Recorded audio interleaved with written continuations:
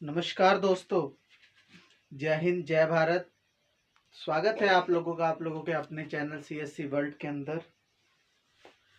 तो I hope आप लोग अच्छे होंगे और अच्छा कर रहे होंगे। तो आप लोगों को पता है कि हमारी जीएस की सीरीज चल रही है। जीएस की सीरीज में, जीके की सीरीज में हम लोग कुछ बार ज्योग्राफिकल इंडिया के बारे में करके आए हैं, इंडियन ज्योग्राफीज के बारे में हम लोग करके आए हैं। उसके बाद हमने साइंस और टेक के कुछ क्वेश्चन देखे। अब साइंस और टेक के क्वेश्चनों को देखने के बाद अब हम लोग मूव कर रहे हैं अपने सबसे इम्पोर्टेंट पार्ट की तरफ, जिस पार्ट को वनडे एग्जाम का सबसे मेन और सबसे अहम हिस्सा समझा जाता है। अब हम उस पार्ट की तरफ मूव कर रहे हैं और उस पार्ट का नाम है हिस्ट्री। ठीक है। और जब हम हिस्ट्री की तरफ मूव कर रहे हैं ना, तो हिस्ट्री के अंदर हमारा जो पोर्शन है वो बहुत बड़ा होता है। हमारा पोर्शन जो है वो बहुत बड़ा होता है। और जब हमारा पोर्शन बड़ा होता है ना, तो उसको कवर करना हमारे लिए बहुत इंपॉर्टेंट है, क्योंकि एवरेज क्वेश्चन जो होते हैं ना, एवरेज क्वेश्चन जो होते हैं वो हिस्ट्री से ज़्यादा बनते हैं। हिस्ट्री से ज़्यादा क्वेश्चन बनने के कारण ये है कि हिस्ट्री एक ऐसा सब्जेक्ट है जिसमें क्वेश्चन जो होते हैं वो क्लियरफाइड होते हैं, और सर्टिफाइड क्वेश्चन जो होते हैं वो एकदम क्लियरिटी के साथ एग्जामिनर आपको क्वेश्चन देता है। क्योंकि हिस्ट्री के जो एस्पेक्ट होते हैं ना वो बहुत जरूरी होते हैं। ठीक है। क्योंकि हिस्ट्री अपने आप को बार बार अगेन करती है। कोई भी इतिहास हो अपने आप को बार बार दोहराता है। इतिहास बेसिकली अपने आप को, अपने वजूद को बार बार दोहराता है। इसीलिए हमारा हिस्ट्री का पढ़ना, हमारा हिस्ट्री का पढ़े जाना एक बहुत ही इंपॉर्टेंट रोल प्ले करता है हमारे कंपटीशन एग्जाम की तैयारी में। ठीक है दोस्तों। तो पीछे के कुछ चैप्टरों में हमने इंडियन ज्योग्राफी के बारे में बात की। उसके बाद हमने इंडियन ज्योग्राफी को देखने के बाद हमने साइंस और टेक की बात की। तो अब हम अपने इंपॉर्टेंट टॉपिक की तरफ बढ़ रहे हैं जो हमारा हिस्ट्री से रिलेटेड है। ये कुछ क्वेश्चन है जो मैं आप लोगों के सामने लेकर आया हूँ। ये क्वेश्चन जो है, ये क्वेश्चन मैंने आप लोगों को, जब से मेरी क्लास चल रही है तब से मैं आप लोगों को इन्फॉर्म करते जा रहा हूँ कि मैं आपके पास जो क्वेश्चन लेके आता हूँ वो एग्जाम में 2 से 3 या 3 से 4 बार ही पूछे जा चुके हैं। बेसिकली वो कई ईयरों में, जैसे कई कई क्वेश्चन जो है वो 4 बार रिपीट हो चुके हैं और कई क्वेश्चन जो है वो 3 बार रिपीट हो चुके हैं। तो मैं बेसिकली उन्हीं क्वेश्चनों को पिकअप करता हूँ जो 2 से 3 बारी या 3 से 4 बारी रिपीटेशन में क्वेश्चन दिए होते हैं। मैं उन क्वेश्चनों को पिकअप करता हूँ क्योंकि मेरा मानना है कि वो क्वेश्चन जो है ना वो एक इम्पोर्टेंट रोल प्ले करते हैं हमारे वनडे एग्जाम की तैयारी में। ठीक है। तो दोस्तों, हम लोग अपने टाइम को बिना खराब किए हुए आज के इन क्वेश्चनों को डील करते हैं। हालांकि इन क्वेश्चनों के बीच में मैं आप लोगों को कुछ इंपॉर्टेंट फैक्ट भी बताऊंगा। इंपॉर्टेंट फैक्ट इसलिए बताऊंगा क्योंकि इंपॉर्टेंट फैक्ट बताने से आपकी जो नॉलेज है ना वो बूस्ट होगी, और जब आपकी नॉलेज बूस्ट होगी ना तो आपकी पकड़ बनेगी, और जब आपकी पकड़ बनेगी ना तो आपकी सिलेक्शन बनेगी। ठीक है दोस्तों। तो हम लोग अभी करते हैं इस क्वेश्चन को सॉल्व, और इन क्वेश्चनों को देखते हुए, समझते हुए हम लोग आगे बढ़ते हैं। ठीक है। सबसे पहले क्वेश्चन हमारे सामने निकल कर आ रहा है कि भारत में आर्यों का आगमन कब हुआ। तो ठीक है, देखिए, भारत में जो आर्यों का आगमन माना जाता है ना, हमारे इंडिया के अंदर जो आर्यों का आगमन माना जाता है, जो आर्यों का आगमन माना जाता है हमारे भारत के अंदर, वो लगभग ऋग वैदिक जो हमारा पीरियड चला था, जो हमारा ऋग वैदिक पीरियड चला था, उसके बाद के समय को आर्यों का पीरियड माना जाता है, आर्यों के आगमन का समय माना जाता है। तो हमारे ऋग्वेदिक का टाइम क्या था आप लोगों को पता होगा। ऋग्वेदिक का टाइम हमारा कितना चलता है, 1500 से लेके 1000 तक चलता है। ठीक है। तो उसी के बीच में हम लोग 1500 को क्या मान लेते हैं, 1500 को हम लोग टाइम ऑफ आर्यंस मान लेते हैं। टाइम ऑफ आर्यंस हम लोग इसको इसलिए मानते हैं क्योंकि इस समय में जो आर्यंस थे ना वो अलग अलग वेपन्स का इस्तेमाल करते थे, अलग अलग टूल का इस्तेमाल करते थे, और जिस टूल और वेपन का इस्तेमाल करते थे ना उसमें आयरन की भी बात हमको देखने को मिलती है। तो आप लोगों को पता है कि आयरन की खोज 1000 BC के अंदर की गई थी। तो लगभग लगभग 1500 के आसपास आर्यों का समय माना जाता है। ठीक है जी। उसके बाद महावीर जी का जन्म कब हुआ, जैसे कि आप लोगों को पता है कि इस चैनल के ऊपर पहले ही महावीर जी की सीरीज चल रही है। महावीर जी की सीरीज चल रही है। हम लोग ने उनके जन्म की बात की थी, हम लोगों ने उनके जन्म स्थान की बात की थी, हम लोगों ने उनके माता पिता की बात की थी। इन सारे बातों को करते हुए हम लोग आखिर अब हम उनके थॉट्स के ऊपर बात कर रहे हैं, अब हम उनके विचारों के ऊपर बात कर रहे हैं। और जब हम उनके विचारों के ऊपर बात कर रहे हैं ना, तो उनके विचारों को जानना हमारे लिए बहुत इंपॉर्टेंट है। ठीक है। तो हमारा इसी में से क्वेश्चन बना है, देखिए कि महावीर स्वामी जी का जन्म कब हुआ।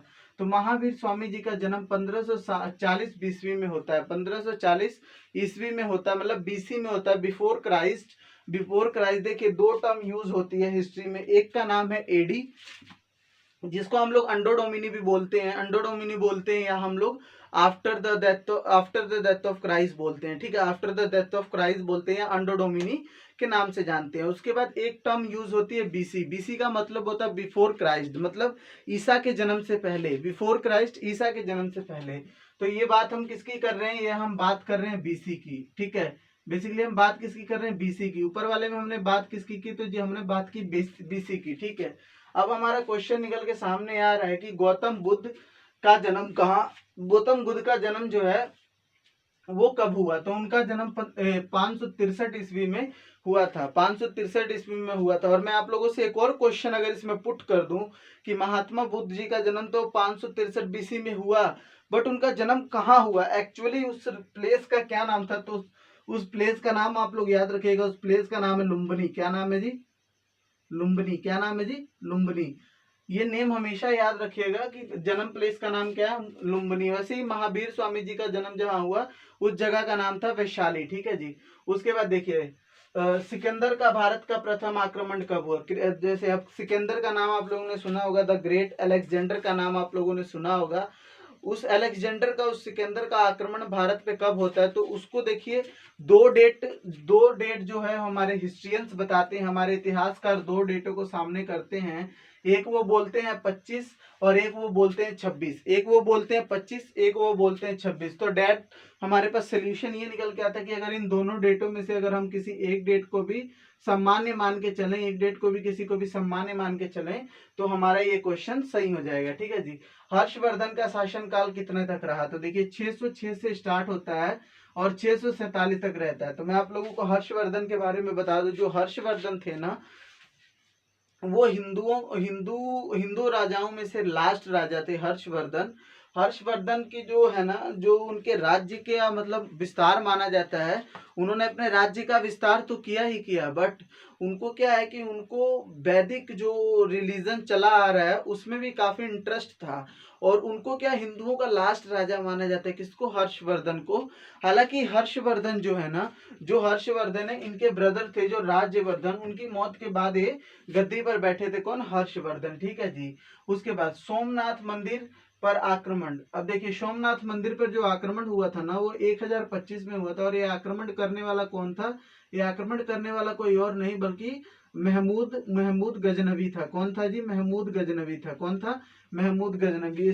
जो 1025 बीसी ईसी एडी में जो आक्रमण हुआ, जो 1025 में जो आक्रमण होता है सोमनाथ मंदिर पे, उस आक्रमण को कौन करता है जी, उस आक्रमण को करने वाला कोई और नहीं बल्कि महमूद गजनबी। और महमूद गजनबी ने सिर्फ 1025 में नहीं बल्कि इसी जगह पर, इसी भारत के अंदर कम से कम उसने 17 बार अटैक किया था। कितनी बार किया था जी, 17 बार उसने लगातार भारत पे अटैक किया था, और भारत के खजाने को, भारत के धन को लेकर वो अफगान चला गया, तुर्क चला गया, ठीक है जी। मतलब अफगान से वो आया था, तो बेसिकली वो उसको लेकर अफगान चला गया, और अफगान में जिस राज्य का वो राजा था, उस राज्य का नाम क्या था, गजनी। क्या नाम था जी, गजनी। अफगानिस्तान में एक जगह है, उस जगह का नाम है गजनी। और जो महमूद गजनवी था ना जी, वो गजनी का राजा था। तो वो क्या सोचता था, वो सोचता था कि मैं सब जहां से पैसे इकट्ठे कर कर अपने गजनी को जो है वो बहुत खूबसूरत एक शहर बनाऊं, ठीक है जी।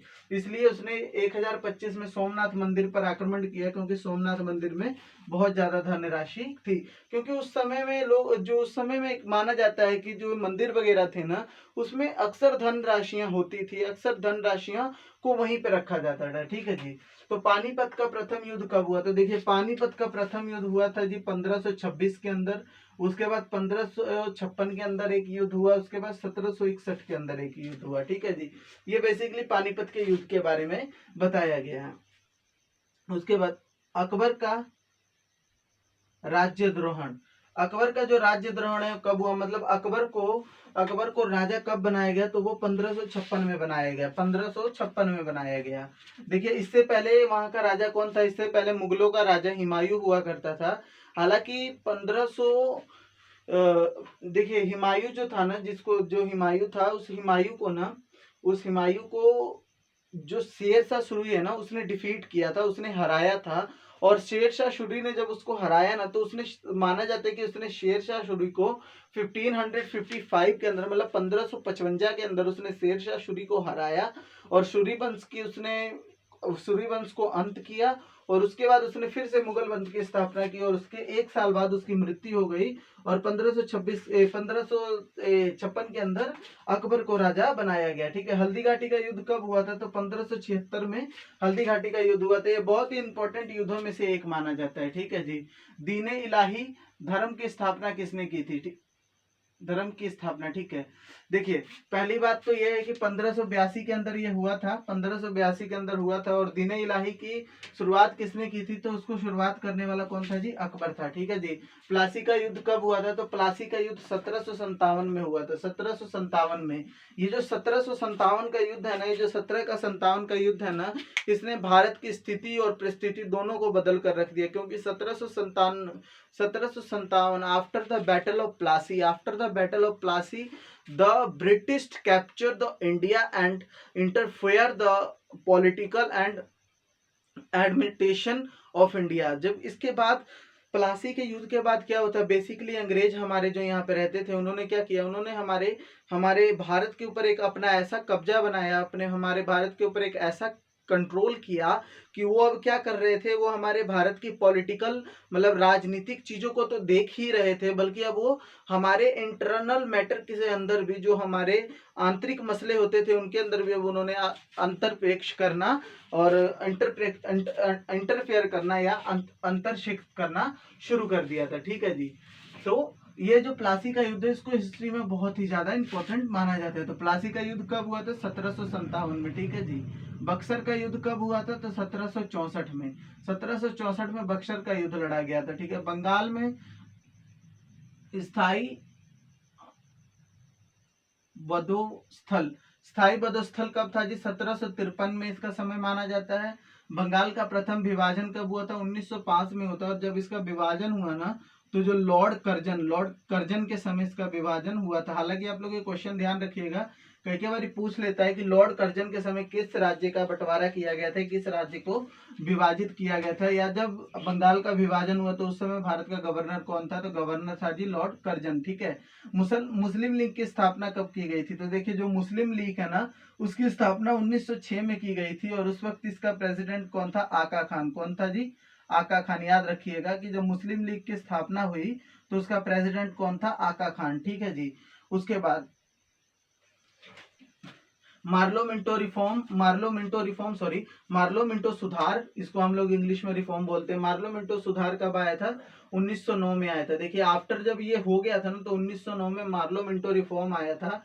मार्ले मिंटो रिफॉर्म के अंदर कई बातें जो हैं वो भारतीयों के साथ किए गए थे। ठीक है। तो आप लोग इसको याद रखिएगा, मार्लो मिंटो रिफॉर्म। अब अगर इसमें कई बार क्वेश्चन कैसे पूछता है,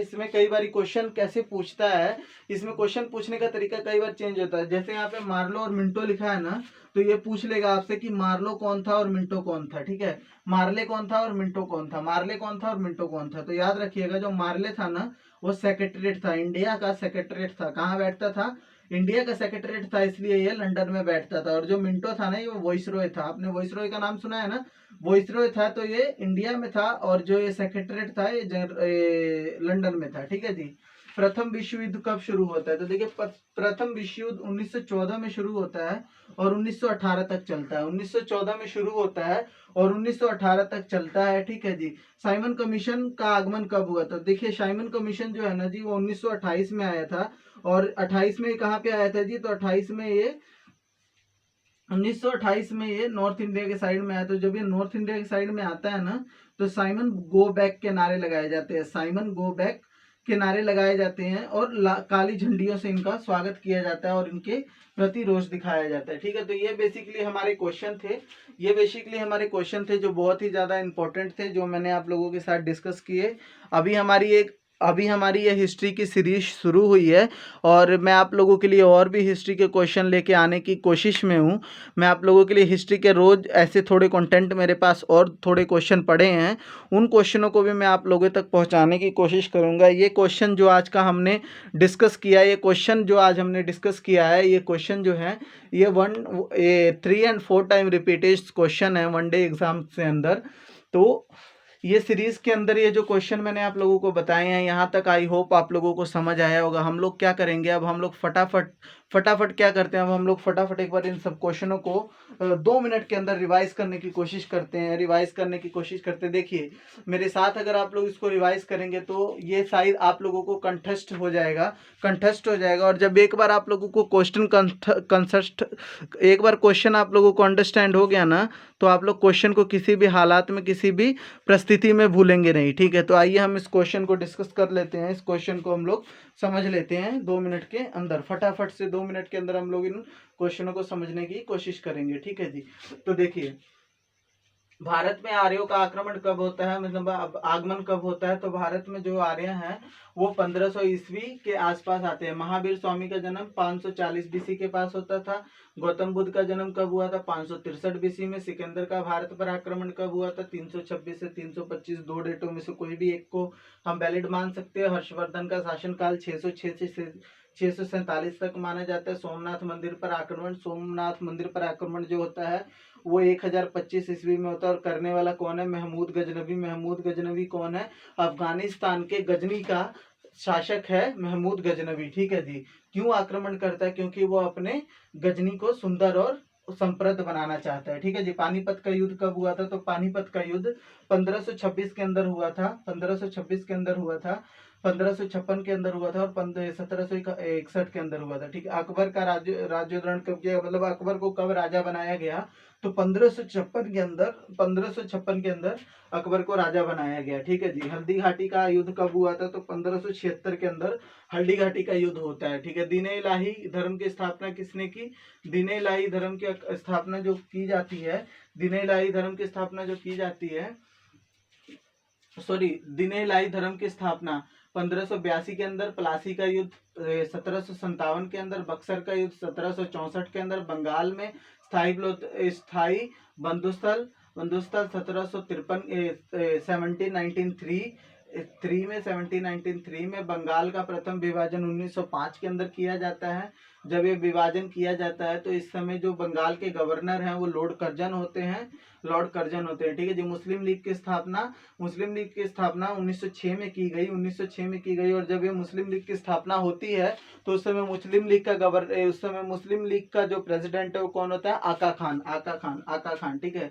हालांकि इसके अंदर मोहम्मद जिन्ना वगैरह भी शामिल होते हैं, बट आका खान इसका प्रेसिडेंट था। ठीक है जी। मार्लो मिंटो रिफॉर्म एक्ट 1909 में आया था। और जब ये मार्ले मिंटो रिफॉर्म एक्ट आया था ना, तो इसके अंदर इंडियंस के साथ बहुत से वादे किए गए थे।